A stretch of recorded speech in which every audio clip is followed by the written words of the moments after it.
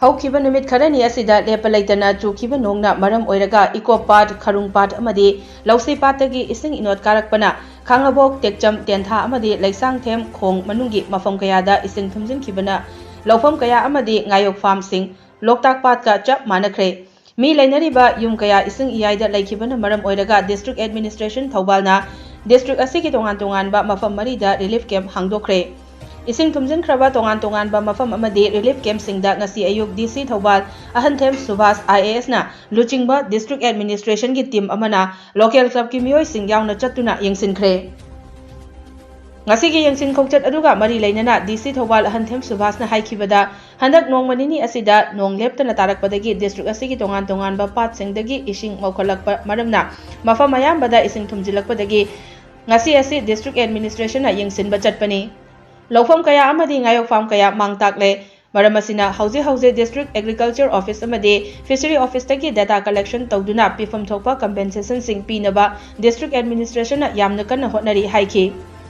DC Subhash मखाताना हाई इसिंग थुमजिलकपना मरम ओइरगा युमदा लैबा यादबा इमुंगिदमक थौबाल डिस्ट्रिक्ट की तोंगान-तोंगानबा मफम मरी टेक्चम खांगबोक संगायुमफम अमदी लैसांगथेम खोंग मनुंगदा रिलीफ कैम्प सिंग हांगदोकले हाइरदुना हौजिकसु इसिंग चाउबा हेनगलकपा मरमना मखाताना रिलीफ कैम्प सिंग हांगदोकनबा होटनरी हाइखि महौसागी इसिंग लाफम ओइरिबा लांखोंग अमदी ड्रेन सिंग फुमजिनबना मरम ओइरगा इसिंग चेनफम लैतबदगी इसिंग चाउरकनबा मरम अमसु ओइरि हाइरदुना मसी इसा इसाना खंगना अमदी क्लब सिंग इलेक्टेड पर्सन सिंगना इरम नला सिंग लूना नाना थमनबा होटनबियु डिस्ट्रिक्ट एडमिनिस्ट्रेशन पाइखटलकपा थबक थौरम सिंगदसु मियामना मतेंग पांगबियु हाइखि कोइगी हौखिबा नुमिननि हुमनि सिदा नोंग कन्ना चुरकपदगी अखोइगी मौखटलकपा इसिंग सिंगसिना हौजिकसे थौबाल डिस्ट्रिक्ट की मफम अयामबा अखोइगी इसिंग थुमजिलकपदगी अदुकी मिपाइनिंगाई ओइबा फिबम अमा यरकपदगी अखोइ ngasiसे डिस्ट्रिक्ट एडमिनिस्ट्रेशन के टीम ने अदुगा लोकल क्लब की मियोय सिंगल लोइनना अखोइ सच्चाबनी अखोइना हौजिक लैरिबसि खांगबोक मनुंगी कियाम लोकोन को कियाम लोकोनि मयामना जु बिगनी अखोइ लौसि लौफम फनायामना अखोइ मांग ताय हाइ तारे सिगा लोइना डिस्ट्रिक्ट सिदा हौजिकसे अखोइगी ngayok farm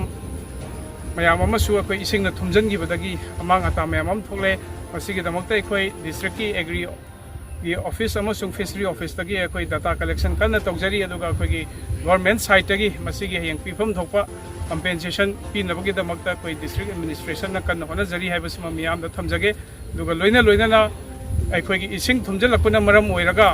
अखोइगी युमदा लैबा यादबदगी हौजे फाउगी ओइना अखोइ थौबाल डिस्ट्रिक्ट सिदा रिलीफ कैम्प 4 हांगदोकजरे अमना खांगबोकता अमना अखोइगी टेक्चमदा अमना संगायुमफमदा अमना लैसांगथेमदा अदुबु मसिगी मखाताना हौजिकसे इसिंग जे चौखलकपा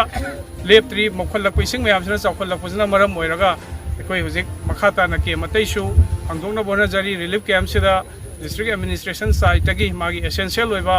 दरकार ताबा पोलम सिंग अखोइगे क्लब सिंगी ऑर्गेनाइजर सिंगा तानरगा अखोइ कन्ना होनरी मखातानासु अखोइ डिस्ट्रिक्ट एडमिनिस्ट्रेशन साइट तगी होनखिगनी हाइना थमजगे लोइना आइना प्रजादा अपील तौनिंगबसी अखोइगी इसिंग चाउरैबसी अखोइगी इसिंगी मरिल नेचुरल फ्लो लेजरिबा ड्रेन करिकरासे कोइने लम खोपचनबा मथक्ता साजनबा खोचनबा मयामना अपनबा पिबदगी इसिंग चुमथबदसु अखोइगी यामना चाउबा मरम अमा ओइरि अपनबा पिबगी अदुना मसी इसाना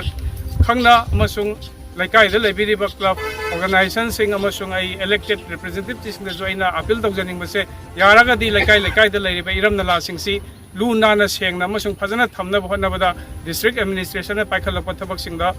मतेंग पांगबियु हेन्ना मतुंग ताना सुगुंबा अखोइगी लाइबक थिबा इसिंग चाउबगी थौदोकसी नेचुरल केनोनिना अखोइ थिंगबबुदि ngamde अदुबु यारिबा मखै अखोइना मदु सेव तौबा ngamnaba होनबदा अखोइ मयाम अमगा खुसमदरगा चटमिनासी हाइना अपील तौजरी इसिंग इचाव असिना मरम ओइरगा युम कया इसिंग थुमखिबदगी टेक्चम अपर गर्ल्स प्राइमरी स्कूल दा हांगदोकलेबा रिलीफ कैम्प दा इमुंग 40 रोम लैहोबगा लोइनना सासन सिंगसु कम्युनिटी हॉल दा लैहौरी संगायुमफम की रिलीफ कैम्प दा इमुंग 9 खांगबोक लमलोंग बाजार की रिलीफ कैम्प दा इमुंग 38 अमसुंग लैसांगथेम खोंग मनुंग कम्युनिटी हॉल दा हांगलिबा रिलीफ कैम्प दा इमुंग 30 रोम लैहौरी रिलीफ कैम्प दा लैरिबा इमुंग सिंगी मखाताना मसिंग हेंगलकपा याना लैरि हाइरि